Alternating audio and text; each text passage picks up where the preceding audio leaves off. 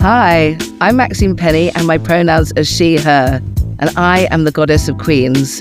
Welcome to Goddess of Queens Presents A New Voice in Music, a monthly show where we explore conversations around music, culture, and what we can do to make life more inclusive. Thank you for joining today. We have two amazing guests. We have Sarah Yule from KEF. Hi, Sarah. Hey, how you doing? KEF is a leading British innovator of high-end audio products. Founded by BBC engineer Raymond Cook in 1961, KEF is named after its original site, Kent Engineering and Foundry, which I must admit I didn't know until I checked it out. So I was like, what does KEF stand for? And continues to manufacture and develop its signature pieces in Maidstone, Kent, the UK. And Manny, hi Manny. Hello, good morning, afternoon there. We're international today. Manny's joining us from Nexus Radio, which is an internet dance radio station based in Chicago, broadcasting live to the world, specializing in dance and pop remixes. And today, we actually have some really interesting topics that we want to talk about, like audio quality and inclusivity, respect for the art, hearing, health and wellness, something that I need to pay more attention to. And we're also going to ponder on the question, which might sound very British, Manny. We're going to ponder on what is, and I hope that I say this word right, what is the democratization of sound quality? I think I did it. And what are the pros and cons? And so I brought them together to listen and learn about their life stories. And we hope to share some nuggets of wisdom for you to take away and marinate on, and maybe even add them to your daily life. So I actually met both of you through Amsterdam Dance Event, and actually because of Manny, we met each other in like 2019 or something, right? Yes. Yes, the Goddess of Queens. We met during Amsterdam Dance Event, and officially, I think we met. So it's a funny story. I'll make it quick though. An unannounced guest always shows up to the Nexus Lounge, and it's usually someone big. They don't like to announce it. So in this case, it sounded like the word got around. You messaged somebody, and then they messaged me, and they're like, "Hey, Fat Marv is downstairs." Yes. And I was like, "Fat Marv? Who is Fat Marv?" So I was like, "Hey, Ron, go check out who's downstairs. It's supposed to be like a Fat Marv." And then he's like, "You don't know who Fab Morvan is?" I was like, "No, I don't." He's like, "It's Milli Vanilli." I was like, "What?" He's like, "Yeah, it's one of the guy from Milli Vanilli is here." So of course, Fab Morvan is his official name of Milli Vanilli showed up. And that's when I first learned about, I was like, okay, I didn't know if it Maxine? was, I didn't know if it was Maxine's mispronouncing, or, that joke when you message in a group where it keeps changing. I didn't know if it was one of those cases, but I was like, okay, that's cool. No, it was really just a mishearing, actually, because I was the host, and I was like, all these names were coming in at me. And I also, like you said, when someone's like, "Hey, this is me," and then they just kind of walk off, you're like, "So, like, what was your name?" And actually, Milli Vanilli, they're sort of having a renaissance right now, because they were in a TV series. But yeah, it was indeed one of the guys from Milli Vanilli. It was. And that's when that caught my attention about who was downstairs. And then I found out that you did hosting as well. And I was like, well, we need somebody for hosting. Let's check it out. And, we like to work with the people that we're already working with. We like to bring people up and, elevate them. I like to say that we like to grow with people. So this was a natural evolvement of that year. I feel it has been a great trajectory. It has been. It was really nice to be invited back and also be upstairs with all the DJs and the bright shining lights and everything. And that's where I met Sarah actually last year. Was it? It was last year. It was. It feels like longer ago, but I mean, it feels like we've known each other for a longer time now. Yeah. But you were there and with KEF, and you were, I don't know, we really connected. We connected over music. You even put our first mixtape on as Goddess of Queens in the lounge, and it was really nice to connect with you. Yeah, no, do you know what? I'm really a vibes-based person. I don't know if this is a good thing or bad thing, but it seems to have got me by so far in life. But I really tend to make a lot of decisions based on the vibes I get from people in terms of like what they're going to be like to hang with or to work with. that's actually the same reason why I'm working with Nexus, because I think when Gregory reached out at first, and I kind of had an initial meeting, I was like, I like the vibes. They just feel really authentic, really honest, and really passionate about what they do. And I think that's the same vibe that I got when I met you, Maxine, was just someone who's really authentic, full of vibes. And I was just like, yeah, that's the sort of people I like to be around. And I'm genuinely interested to learn more about you and what you do. And I actually really do want to listen to your stuff. That's cool. So yeah, I think that's kind of how I get into things. But it wasn't my first ADE where I met you, but I was also did a kind of a pre-COVID era ADE span as well. But it's one of my favorite kind of events and conferences, just the way it brings everyone together internationally. I always think, again, there's such an amazing vibe there, and lots of different sides to the city. And I think in the past, I've always been involved a little bit more in some of the tech and the talk side of things. So it's nice to kind of do a bit more event stuff. And I think the event that we put on this year was even better than the year before, and was lots of fun. I mean, it was phenomenal with the Lotus collaboration. So the cars in the yellow ADE colour, and then the sound systems inside. I wish I'd gone for a bit more of a ride in them. There's still time. Yeah, I mean, I love how that came together. So Kev do all the in-car audio for Lotus cars, and that's a partnership I also look after. And I was just, I had a bit of a harebrained idea back in the summer where I'm like, we were talking about kind of, do you remember back in the day when you'd go to a rave and you'd all get in like a convoy of cars to like a warehouse somewhere or a field in the middle of nowhere or whatever. And I just thought, like, we could do a version of that, but just much classier. And that kind of started to get an idea together. And again, the team at Lotus are pretty cool. And I knew they actually popped by that first year that we met. They came by for the day and ended up just hanging out pretty much all day because they really liked the Nexus Lounge. So yeah, when I reached out to them, they were like, "Oh, cool, yeah, it's for those people. Yeah, let's see what we can do." So that came together really organically. And I think that's the thing, isn't it? With a lot of stuff is finding their way to kind of go with the tide on things and connect good people. And I think that's one of the reasons why I really like ADE, because it connects people, and you tend to make really good connections for a long period of time as well. You know. Yeah, that's amazing. I love that we're all here together because of vibes and like good work and music. And before we get carried away, actually, I'd love to know a little bit more about you, where you're based, and why you wanted to talk about all these amazing topics today. Sarah? You want to start with me? Okay. Yeah. You know that you need to tell me when to talk and when to shut up, otherwise. No, never.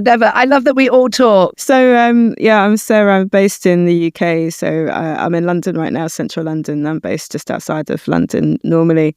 I look after the marketing for KEF and also general manager for our experience centre based in Great Portland Street.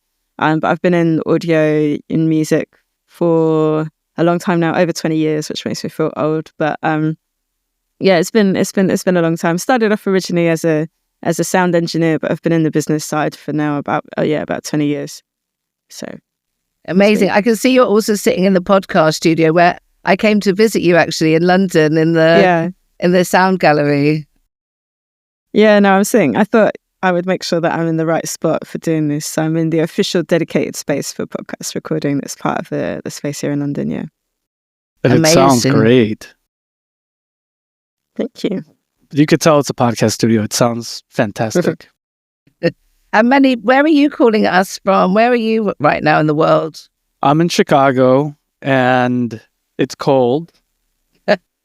And just to kind of follow up on something what Sarah said, the vibes, I agree with that. I think we're always looking for people that we click with, that shares our values. And I've always liked Sarah. I think she's always, from day one, she was like so cool. And we have to hang out one time officially. Yeah, we should do an ADE official, like literal, like, yeah. We should do a group party. Dinner. Yeah. An official, unofficial. No cameras. Yeah. Exactly.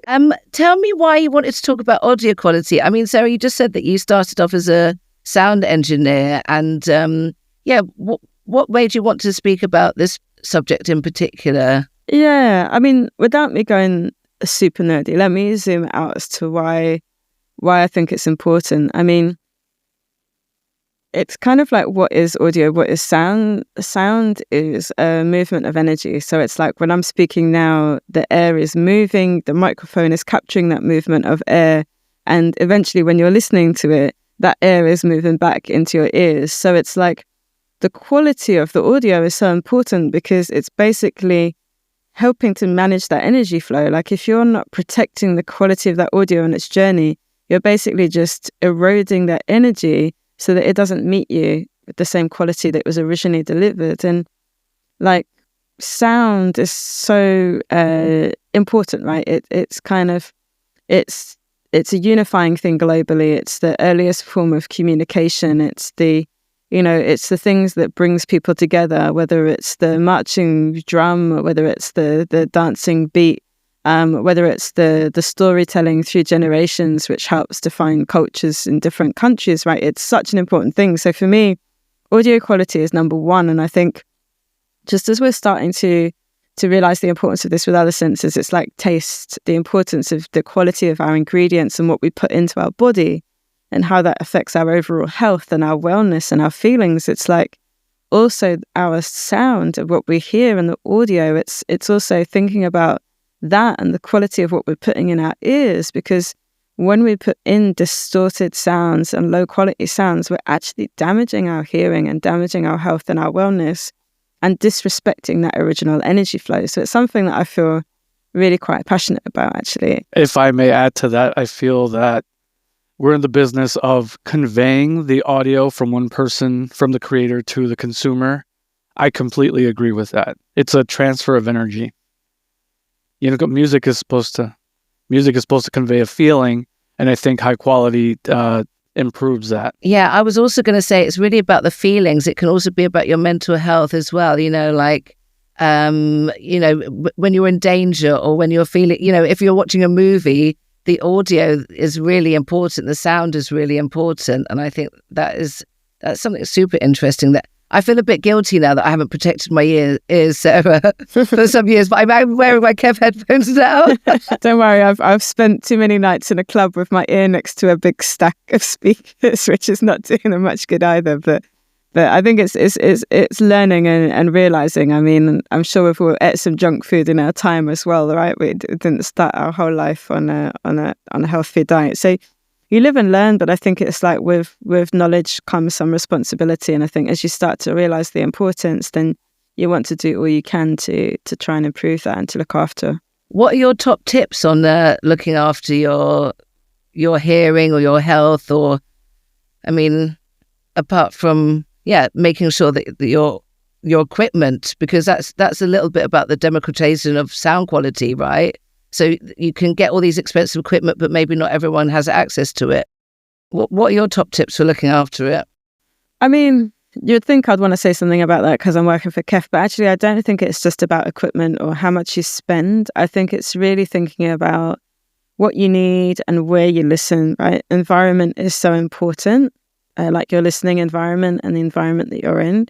Like, that's something that you can control to an extent.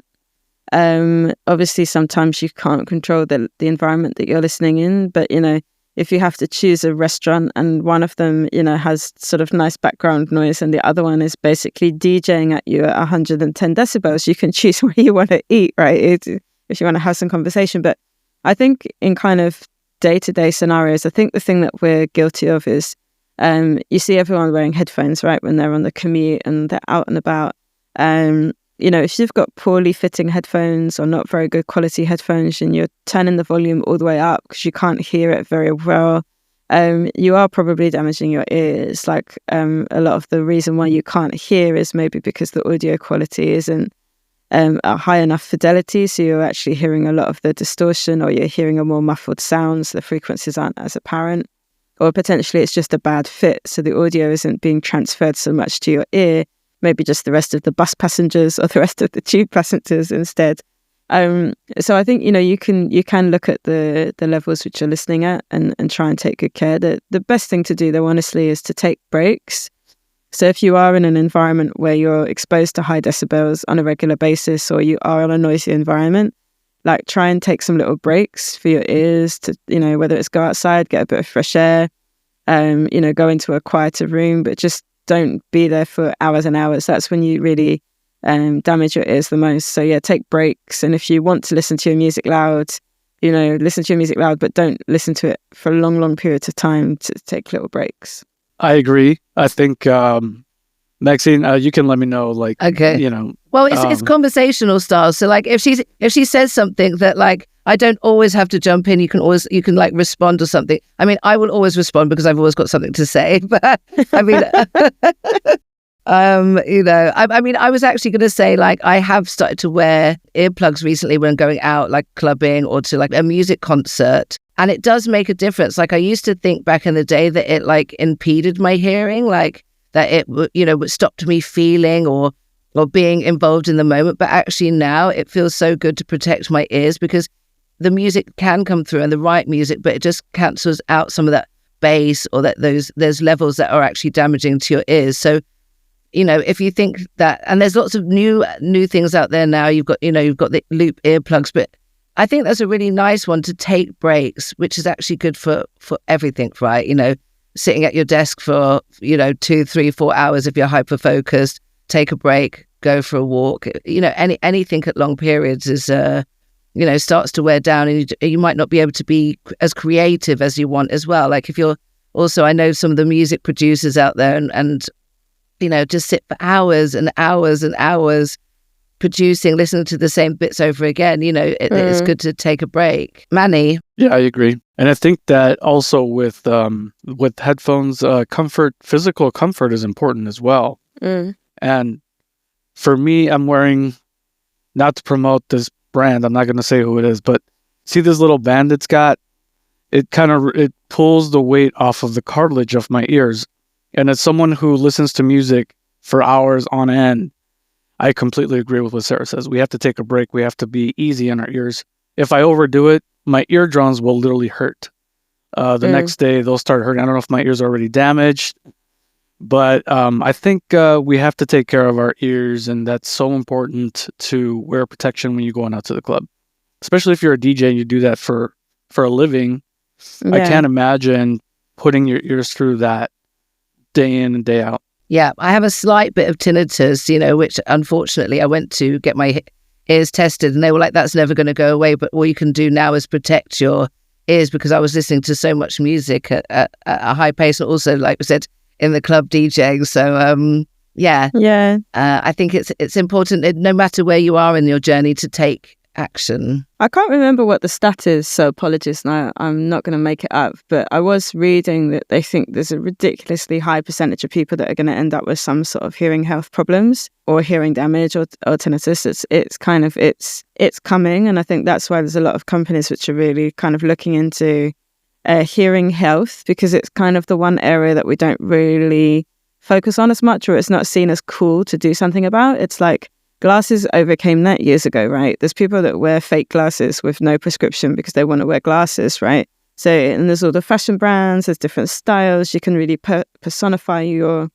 glasses. But if you see someone wearing a hearing aid, you think disability is the general kind of societal construct. So, like, we need to overcome that. We need to make people feel comfortable about talking about hearing health, about kind of making it fine to actually be like, getting support and looking after your ears. And I remember when I was really young and it didn't seem to be cool to wear glasses. I wear glasses or contact lenses.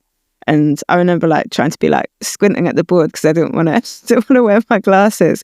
And it's like now, I don't care. One of the reasons I don't wear glasses actually is because I listen to it on headphones a lot. I find that it does push onto my head. So that's what you were saying about the bands. Yeah. So the side of your glasses presses into your temples.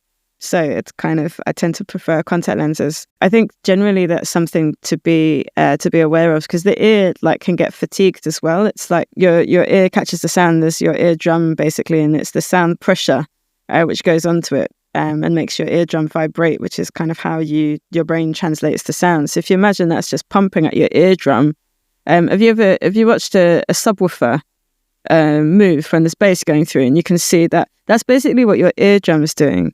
So if you imagine that all day you're playing music and your eardrum's doing that, and then you wonder why your ears are hurting or they get damaged, it's the same. It's the same type of principle, right? That's how it's working inside your head. That's a great visualization, actually, to sort of mentally envision your ears and the stress that we're putting on them. I mean, I know in clubs here or in Amsterdam that you can buy earplugs at the bar, but I don't know how many people do it. Like you said, is it cool yet? How do we make it cool?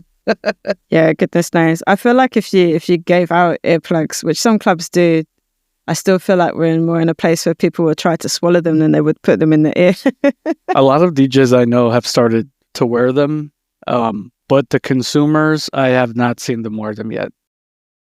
Yeah, do you think the DJ, the music industry is a bit more open to that now versus consumer? Yeah. A lot of DJs have already had ear problems, so they've started to wear them. Go ahead, Sarah. Yeah, no, I was going to say the same. I think because the DJ industry, some of the innovators now are like, they've been through a few decades of DJing now. So those problems are starting to really show themselves. Some of them showed themselves before, but it's much more known now that this is something which will happen. And so I think that knowledge is being passed down. And I know it's a topic usually at all of the conferences and everything now. It's kind of quite well documented. I think it is the consumer side of things. And I think that's where kind of the bigger companies need to look at it. It's kind of like, how can you make hearing aids cool and looking after your hearing cool? That's the challenge. And I think glasses is a good example of how that is possible. Like, it is possible to turn a health device into a fashion object. Yeah, wasn't there a really nice advert recently about Apple and using a hearing aid? So he couldn't see his daughter playing the guitar. I couldn't hear, sorry. And then, with the functionality of the Apple headphones, he could connect it to his hearing aid, and he could hear his daughter play the guitar on some level. And I think that's really important to representation.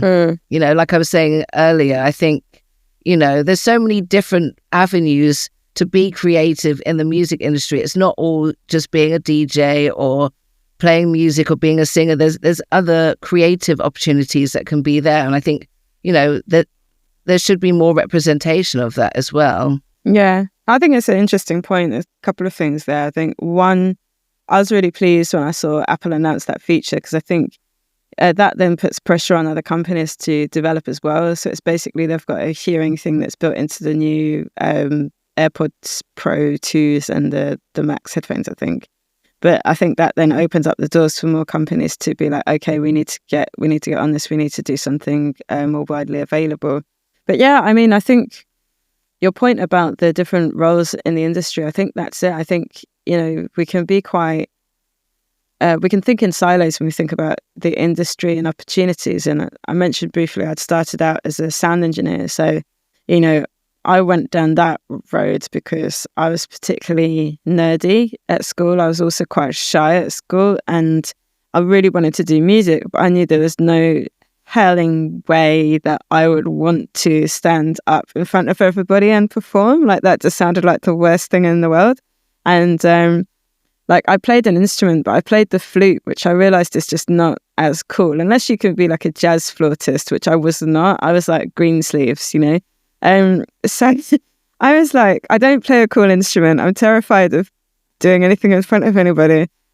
But I love music, right? So that's how that ended up. But I'm working in an industry now that I didn't even realize existed. The kind of the equipment that powers the performers or the studio or the consumers. It's kind of there's all of these other layers. And I mean, even talking about the tech companies, right? Inside the tech companies, they have music departments where they'll have audio engineers and sound designers and, music sync licensing people, and kind of all the different elements of the industry are also represented in your Apples and your Googles and all of these big tech companies. So there's probably a much broader spectrum of jobs inside the industry than I think people really realize. And I think just kind of getting too set on, I'm only successful if I can be a DJ or a singer or a producer, is really limiting people's opportunities. Because, and as you demonstrate, Maxine, I think most of us demonstrate, you can multitask between several different roles as well. There's opportunities, lead from one thing to another, don't they? So yeah, exactly. I mean, I've seen Goddess of Queens evolving over the last year. You know, we started off as a DJ duo, and now we're, you know, doing artist representation. We're actually promoting other people. We're creating events around bringing photography and music and art together. And so I don't know if that's my ADHD or it's just, you know, I'm so passionate about sharing music and sharing creativity and sharing art with people, because I want people to know that it's also possible for them to change directions, even if it's later on in life. You know, I had 3 different lives before this. You know, I was in different careers. And now, you know, I was like, there's opportunities. So like you said, I think there's been so much growth over the last 20 years and access. Yeah, there's lots of opportunities available. And I mean, that kind of goes back into sort of sound quality, and how does that make it more accessible actually with everyone? You know, what are the pros and what are the challenges? Manny, I also know that I would love to know more about Nexus Radio and how you got into that, and what was your journey? Well, kind of like Sarah, I grew up in a musical, well, I don't know if she grew up in a musical family, but I grew up in a musical family. My parents had a band. My father had a band they used to play. I used to try to tag along. When I was too young, I would fall asleep. And then my mom, she was a singer. She would rehearse in the basement with her band, and it was just loud, and it was just music everywhere, day in and day out. And I kid you not, I swore I would not get into music. I swore. Did you? Yes. To myself, because they tried to make a living off of that, and it was too turbulent. It was too up and down. And so, you know, I decided to get into computer science. I went into computer science, and slowly but surely music drew me back in, just in time when the whole streaming aspect started to take off. And so it was just the right time, the right place and the right time that I was at the forefront of streaming, really.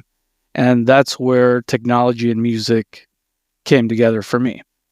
And, you know, that's why we have Nexus Radio, and to give EDM an outlet, whereas, you know, on the FM here in America, you don't hear it very much. So this is, we're filling a void for a lot of young people. Amazing. I don't know. What do you want me? I really want to hear your parents' bands now. I want to hear your mom's bands. I want to hear. They're retired. You know, a lot of people have like a pretty story about music, how they sang in choir in church, but that wasn't my experience. It was, they did it for a living. My father and his uncles, they would, my father played the bass, and one of my uncles, who's now deceased, sang. And I remember one day that they were trying to write a song, and I heard them, and it just sounded horrible. It was horrible. Like, they didn't understand melodies, and you know. I mean, you know, there's a story around that as well. You know, I think like when I was younger, it was really like go out, study business, get a job. Creativity or music is not going to pay your bills. So, you know, and like you said, I found my way back.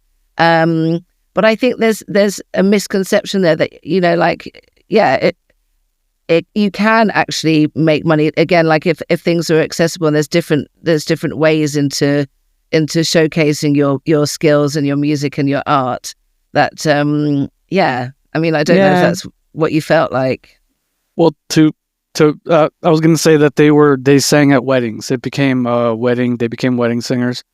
And it did do really well for them. It was lucrative when it was good, but when it was bad, it was bad. And that's the part where, at the time, and I'm talking early 90s, 80s, they were doing music before we were born. So when we were born, it was the tail end of it.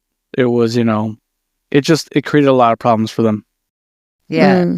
It's interesting because I guess the love for music was always there. Yeah. I'm sorry, go ahead. No, I was just thinking that mine was almost in the reverse. So it's kind of like I had a bit of a left field upbringing, I guess, which I guess I didn't really realize or appreciate until I was a little bit older. You know, when you're like talking about things that you think are perfectly normal, and everyone's like, "Yes, no."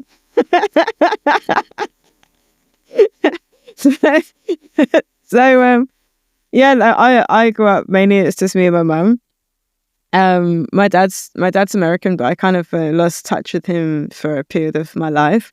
And my mum was a bit of a semi-retired hippie, but a big music lover. But we used to kind of, well, let me give you a few snippets. Right, we used to kind of hitchhike to different festivals. Stop. I love it. I'm jealous. I can't believe that. We used to go on like road protests and marches and stuff. I was vegetarian. We used to like make our own stuff. I used to hang out with like new age travelers doing circus skills and making didgeridoos out of cardboard tubes, and like there's probably a lot of things which aren't everybody's experience, but I guess what that meant was I wasn't really under any pressure to go and do a business studies degree from my mum. And money was a concept I wasn't too familiar with because it hadn't really been a big feature in our life. I don't think I ever went without, but my mum volunteered. She volunteered for charities, so she didn't actually have an income. We were on benefits. So I guess I kind of didn't really have any expectations. I just loved music, and I think I was kind of like, oh yeah, it's cool, like la la la. So I didn't really have a lot of expectations. I just knew that I didn't want to, I didn't want to do, funny enough, I didn't want to do an office job. I wanted to do something creative, but sciencey, and yeah, that's kind of how that came about. So it's almost like a bit of a role reversal now, because it's like my mum is like, like she thinks I'm a bit of a sellout, basically. She thinks I'm a bit corporate, and because people I know, they're like, Sarah, you are not corporate. But to my mum, I'm like a sellout. I'm like so straight and boring and.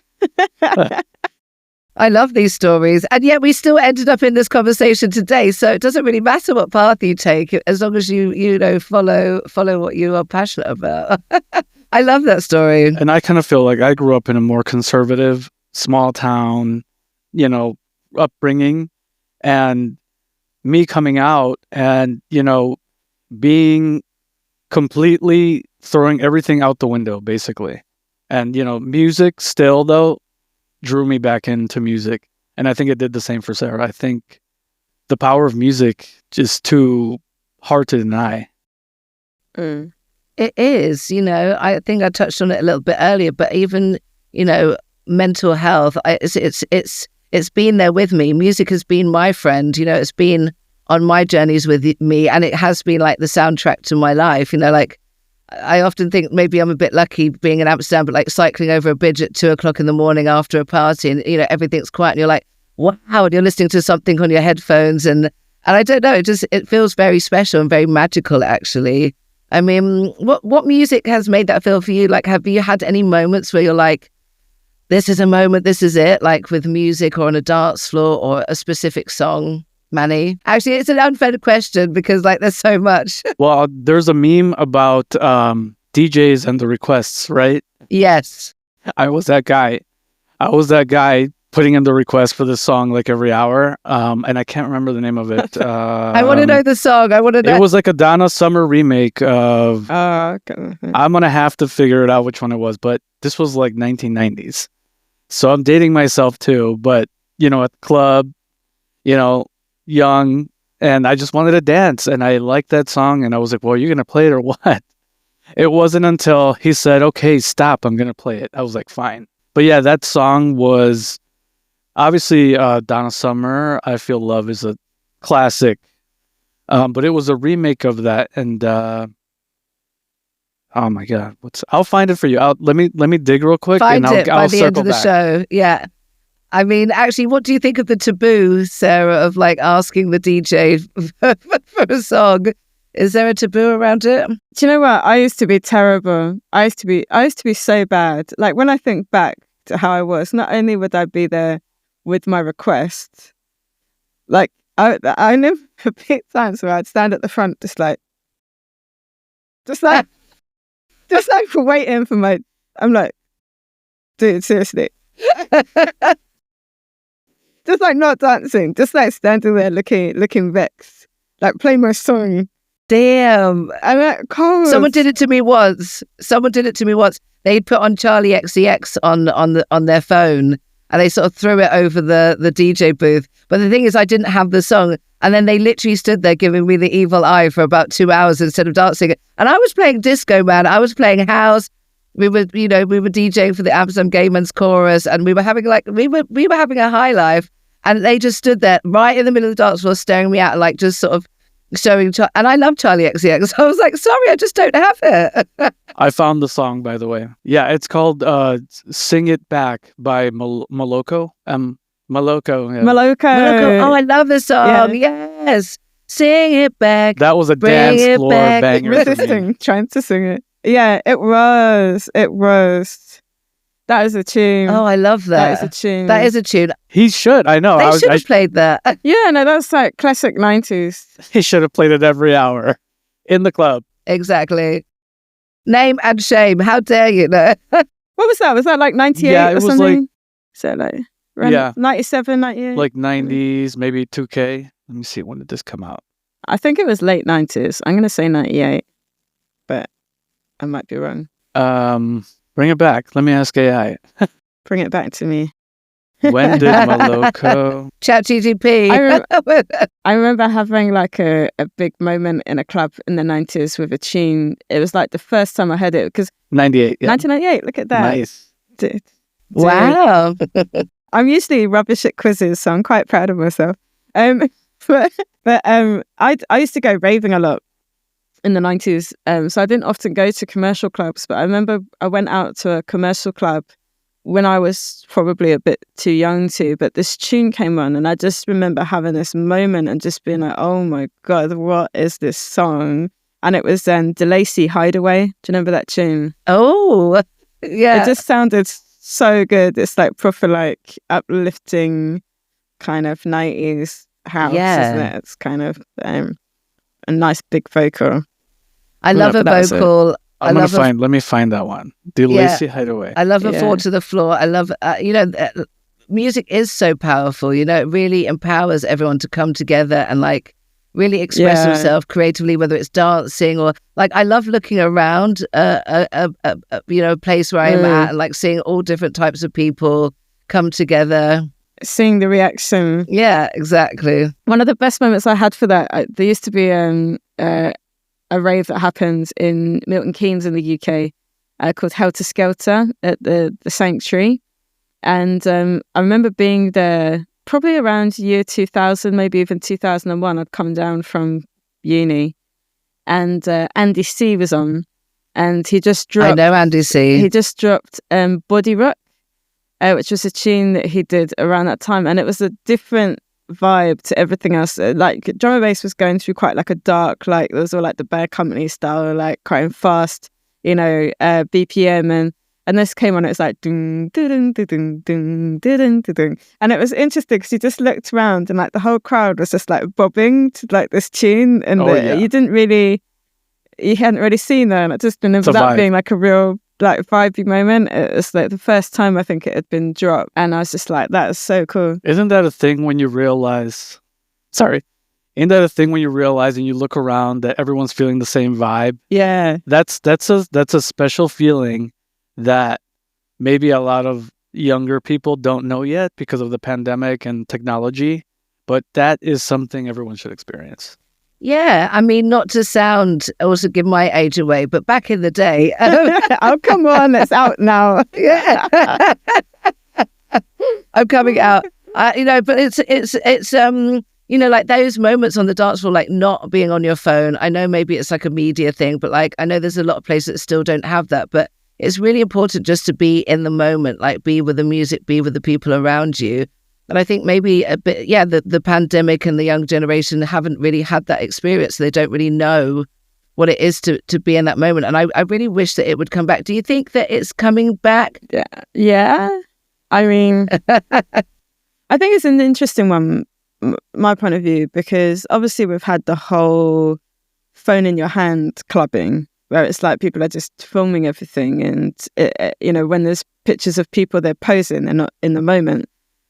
I think, we're seeing a counter revolution to that now. We're having clubs where it's like you have to put a sticker over your phone, and it's kind of anti-phone. And there was that whole thing at ADE where it's kind of, if you tried to use your phone, it came up with like the image over it and everything, which I think is all interesting. But I think what you're still missing a little bit is that interaction. I think what Manny was referencing to is there used to be a real thing in clubland where you'd look at the people around you and you'd be in the vibe together, and you'd have like little dance-offs with people. You'd be like interacting with people. Like, I feel like even if people aren't on their phone or on their camera, they're staring at the DJ booth, right? Even if they can't see the DJ, they're just like, just kind of like staring at the DJ booth. And it's like, I feel like that's one of the things that still feels like it's missing. Like, I feel like there's a lot of clubs now, if I went into and started like dancing with someone, they'd just be like, cool security, like there's a crazy woman. yeah it's like security to stage one, get her out of here. But I mean, that's kind of my other in the like late 90s, early 2000s, I used to do club dancing, which sounds weird when I just said I was super shy and didn't want to perform, but like I used to love dancing, and I worked out when me and my mate climbed on the stage at a rave once, and I'm like, wait a minute, if we start dancing with this dance company, I can go raving for free every weekend. Like, I wasn't even thinking about whether or not I got paid. I'm like, yo, guest list for days. I'm like, where do I sign up? I wasn't even cared. I'm like, wages? What shit? You're gonna pay me as well? So I was like, okay, so yeah, I mean, but that was a whole thing where it's like, the dancing side of clubbing and culture, I think, is so important, at that human connection and that overall experience, and that feeling of just, letting yourself go. And there's something beautiful about that, isn't there? I think dancing is one of the only things where it's like, if you just let yourself go completely, it's such a real freedom. Yeah, it's such a real freedom, because it's like there's nothing else quite like that you can do. And even if people go, oh, well, I can't really dance, I can't really dance, But even if you just kind of, if you just kind of let something happen, like everyone's got something in them. I think the reason why people feel like they can't dance is they're overthinking it. I think it's kind of like, if you just like, if you just go with it, it's like you can walk, can't you? If you can walk, you can dance. That's the way I see it. It's like, if you can walk, if you can nod your head, if you can lift your arm up and down, you can dance. Just go with it. If you feel like you can't dance, it's because you're trying to do some fancy footwork and you're getting all looped up and confused in your head. Yeah, I have a confession. Oh, I was just going to say, maybe dancing helps being in front of people and letting free and being yourself and not giving, minding what people think. But go ahead, Maxine. No, I'm sorry to cut you off. You have a confession. I have a confession. You better tell us. Yeah, we're like, what? She was going to change the subject, though. I have a confession, is that I really love a bad dancer. Like, I used to have crushes on, like, if they were the worst dancer in the room, I would be over there, like, also like trying to like dance next to them. Like, I just think it's so like confident and fun, like if they just really let loose, like you said, it's just like, it doesn't matter what everyone else like thinks. I am straight over there with a air quote bad dancer, because I just think any dancing, any movement, any joy should just be out there. That's my confession. It's great self-promotion. Like, when I used to dance too, like I used to get attention from everybody because you're there. And if you're good, especially if you're good, but obviously there's a market for people who are bad dancers. But if you're good, I mean, you're going to get a lot of attention, and that's always a good thing when you're young. I mean, don't worry, I'm going to call on you two. I need some ambassadors to come and dance at my gig. So, I mean, you're going to be there. I'll Sarah. pay you. You can have guest list for life, Sarah. I have a question for Sarah. What was your craziest rave look? And I'll go first. Okay. I had spikes in my hair. You had spikes. I have a picture of it. Yeah, like spikes. Like, I would spike my hair into little points. You have to send that picture crazy. so I can promote the podcast with it. No. Craziest. Well, I mean, me and my friend Vicky Harris I used to dance with. We used to like try and wear like matching outfits. We didn't have big budgets for this, but like that was all the days where there was a lot of people wearing all their like Moschino and D&G like I think the closest I came was like a Morgan top, which was like still cool, but it was more out of the catalogue, Littlewoods, than designer. But we used to like wear like matching like sparkly bras and kind of matching kind of like outfits wherever we could. But when I was doing the actual dancing jobs, they had all of these different outfits. So I don't know if you even got dressed. They styled you as well. Yeah. So there was. I mean, you got dressed backstage in like a cupboard somewhere, but like girl, and it was like a bag of lost property. So it's like there was like all of this thing of like scramble to get the thing, and sometimes the one that you'd end up with was not the right size for you. So it's like you'd be wearing a bra that was like just the wrong size. So then you're like, well, that's not going to work. So I'm jiggling about on the stage, so you just have to wear it over the top of something or whatever. But yeah, you'd try and get the good stuff or the stuff that like. But it was the same dance crew that there used to be a show on here called the Ali G Show, which was it was Sacha Baron Cohen, and it's like a little spin-off of not the 10 o'clock news on Channel 4, and he used to have all these different guests he'd bring out, and he had a dance crew that would bring out the guests, and that was the same dance crew that used to do the raves that I danced at. But anyway, so yeah, there was outfits for that. But if I give you a little glance into my styling, Manny, this would help. When I moved to Liverpool to go and study, there was a drum and bass rave I saw advertised, and I thought I'll get down there, go check it out, see what the scene's like in the city. And I turned up so London, and I turned up. This was probably like the year 2K, and I turned up at this drum and bass rave, and I had like this pink PVC corset on. I had like my hair up in like a high ponytail with like one of those little like pyramid clip things. Do you remember those? With like my hair in like braids. I had like my Kangol sunglasses on, and I had like white see-through hipsters on. Amazing. And like some Adidas 3-stripe trainers or something. Do you know what I mean? And I've gone in there with like London, and like I've looked around the club, and everyone's just like wearing hoodies, and I'm just like, oh, and that's probably like the most awkward I've felt. That's hilarious. In my clubbing attire. The rest of the time it was like whatever, but I'm sure you have a picture of that. I bet you had a great night as well. Like sometimes, like we said, just let it go. So what? It's become like a tourist attraction. But yeah, I mean, this is the thing. I hardly have any pictures. Like I remember sometimes there was someone with like a VHS camcorder, like recording some stuff, or there'd be like some images, but so much of that's been like lost to time. But I did see like a little clip of me and my mate on. There was like a Netflix documentary during lockdown about like the raving days, and I'm like, oh my god, there I am. But yeah. Wow. We have to see it. Have to see it.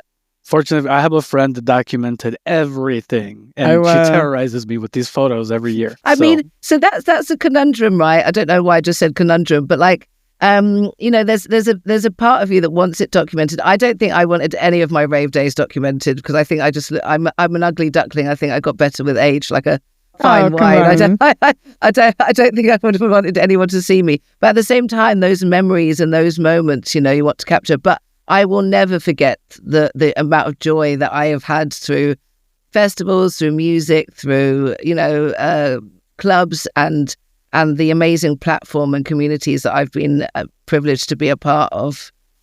We've had a great conversation. Is there anything that we've missed that you want to share? Anything that you wanted to really share with the audience? I mean, I think for me, it's just, the power of music is healing. It's freeing. It's therapeutic for some people. I think that people should definitely pursue, if they feel attracted to music, they should pursue it. And don't be discouraged by my parents' story or, what have you. They're happy, they're good with what they're doing. And I think that experience led me to be where I am. And, there should be no apologies for that. I think if you like music, you should go into it. Yeah, amazing. Yeah, doesn't matter which obstacles you come up against. I touched on it briefly earlier about maybe not always having the right equipment, or, not having the access to start, but actually just starting something, creating something. And, a lot of people I know in the music industry are actually introverts. They're just focused on music and creating, and that then evolves. So, like if you're just creating, I think that's also really important as well. Absolutely. I think the intent has to be there. And I think the one thing that you could probably whittle down between all three of us is consistent. And even with your parents, Manny, and even with other kind of DJs, producers, singers, and people behind the industries, I think the one thing that we all have in common, apart from a passion for music, is resilience, right? It's not always an easy road, and there are failures, there are brick walls sometimes, there are challenges, okay? But I think it's, it's finding ways around them. There's always solutions, and there's never a straight path. And I think you have to be resilient, and you have to kind of keep going and finding ways to do it. And, I think accessibility is important. There's a lot of people that's not straightforward for, but find a way. It's like not everything can be blocked from you if you feel like some things are taken away. Like if you want to make music, but you don't even own a microphone, you don't even own the facility to record, can you read about it? Like educate yourself about some of the singers. Can you educate yourself about the techniques? You can go to the library. You don't have to have money for that. You can access some of those books for free. Like there's always a way to keep something going. Don't feel like if you can't have this, that's your only key. It's like the doors into the industry open via many different keys. So just keep looking, keep trying, and be resilient is what I would say. I love that. I mean, that actually leads us into our quick fire round of your top 3 tips to people listening. It could be like music or anything that's made a difference in your life, actually. If you would like to share your 3 tips, it could be something we spoke about today or something completely different. Wow. Do you want me to go first? Go on then. Okay. I'll go first, and I'll tell something I tell a lot of people, which is, oh my God, forgot. Classic. What was it? This is so important. It was. Okay, here it is. I put myself in the moment, and then I just brain zapped. Okay. Try different things. If you're already a producer, try a different manager, try a different label, PR company, etc., etc., etc. You'll eventually find the right formula for you by doing that. And making mistakes is part of, learning. So you want to make the mistakes so you can learn. And I think that's pretty much my biggest advice that I share. Amazing. I would absolutely agree with that. I was going to say one of the things was try, but it's almost exactly the same. So I would add to that, apart from just, keeping trying things, learning from everything that you do. I found one of the most powerful kind of life-changing things for me, which completely changed my outlook to everything, was realizing what my power is. And what I mean by that is stuff happens in life, right? And sometimes that stuff is not stuff that you want to happen, and you can't control that. And you can drive yourself crazy trying to control that, or going over and over what could have been done differently. The fact is that stuff just happens, and you're not in control of that. Nobody is. There's decisions that you can make that might make something more or less likely to happen, but at the end of the day, you're passive in that. It's just going to happen to you. What you can control, though, and what is completely your power, is how you react to those things. So things happen to you, you're powerless. How you react to what happens to you, you're powerful. And I think if you change that weighting and realize that that is something that you can control, it changes your outlook on things and how you want to be framed. And it's not to be like, we're humans, so it's not like, well, you choose to feel upset about that. Just turn it around. It's like, we're human. Sometimes we feel upset. Sometimes we feel angry. Things happen. But I think it's like, you do have an element of choice in terms of how you want to live with things, process things, or even if you can, if something really irritates you, like you're really, really angry about something, you can sit with that anger, which is a negative energy, or maybe you can turn that anger into something else. I mean, it's like, you see some of the greatest songwriters, right? They write when they're heartbroken. They write when they're angry about something. It's like, that's almost their alchemy, that they've managed to take that energy, a negative energy, and put pen to paper and turn it around. And I think creativity, creating something, is such a great way to utilize energy that could be negative. I think that's why some of these youth projects work so well, and it's like taking kids which are, you know, kind of getting into trouble and getting them doing creative things, because it's like, I think it's got an amazing way of being able to alchemize these negative things. So that's one of the things that I would say is choose your power to react. I love that. I think that's really important. After struggling with what anger was for a long time, because I was always really scared of it, I think using anger for good, like channeling that anger, you know, that frustration, you know, taking that radical responsibility for yourself and being like, what do I want? Who am I? You know, what do I need? I think that self-learning and being consistent and you know, knowledge is power, and surrounding yourself with people that do have your interest. I think I wasted also a lot of time looking at others, you know, maybe in the industry, or like, where do I want to be, with actually focusing on like where I was right now and what I could do to get to the next level, you know, and putting in that consistent learning, and also failing and just being like, it's okay not to be super successful, whatever that means. You know, what does success look like to you, and how do you keep going? And back to your original point of being resilient earlier, I think that's really important. Even success, if I may add, success, it goes up and down. You know what I mean? Even millionaires are going to struggle sometimes, because everyone goes through cash flows. So just remember, it's going to be a roller coaster. It's going to be up and down, up and down. So at the end of the day, you have to find those things that make you happy. You have to ground yourself and be happy without, you know, without wanting material things, without by being grateful with having a roof over your head, by having food. I think those things are fundamental with happiness, I think. Absolutely. Yeah, I really try to express deep gratitude for the things around you. And then everything else seems to come along. You know, I'm really grateful for you both being here today. There's an ebb and flow of life. And I think, you know, something I always like to think of on that is the sun doesn't always stay in the noon position, right? The sun isn't always shining for you. The sun rises and it sets, right? And some days it's cloudy. But even when the sun has set on you, and even when the clouds are obscuring any light from your day, it doesn't mean the sun isn't there anymore. The sun is still always there behind the clouds. And I think it's a nice way of kind of framing a situation that you might be in a position right now where things feel a bit dark. You know, the clouds might be obscuring your view. It may feel like the sun is set on you, but it doesn't mean it's gone away. There's an ebb and flow. Beautiful. Yeah. She could be our therapist too. I know, exactly. We're going to start a music therapy session. Come on, sit on my couch. Exactly. Yes. You have to get a bed into the sound gallery. We could just come and listen to your... I want to hear ASMR. Did I say that right? Yes. ASMR. She could do that on the microphone. On that mic, it sounds so rich. I want to say thank you so much for being part of this conversation today. It's been a really, really interesting conversation. I can't believe that it's over.